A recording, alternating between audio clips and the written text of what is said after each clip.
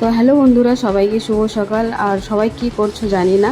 আর দেখো আমি সকাল সকাল রেডি হয়ে গেছি, এখন বাজে 10টা।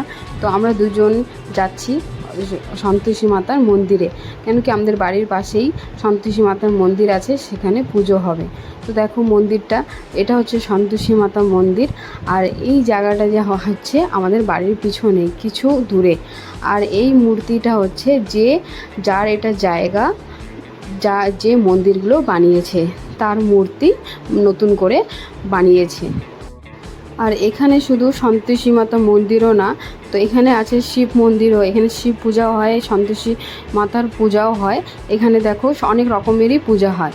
তো এটা হচ্ছে একটা ছোটোখাটো মন্দির, আর খুব সুন্দর। আর এমন খোলা জায়গায় মন্দিরটা গেলে পুরো শান্তি লাগে।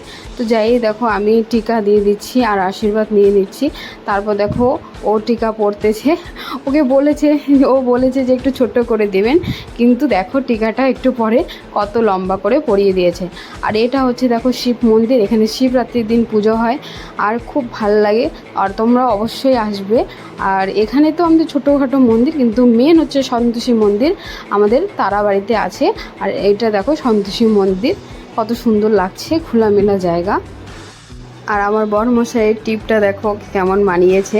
তারপর আমার শাশুড়ি মা আর কাকিমা তো প্রথমেই চলে আসছে। তো দেখো ওরা পূজা দিয়ে দিয়েছে, তো আমি পূজা দিয়ে সব কিছু করে তো দেখো আমরা এখানে বসে আছি। এখানে একটু আগেই কীর্তন হচ্ছিল, তো এখন শেষ হয়ে গেছে। তো সবাই এখন খিচুড়ি প্রসাদ খেতে গেছে।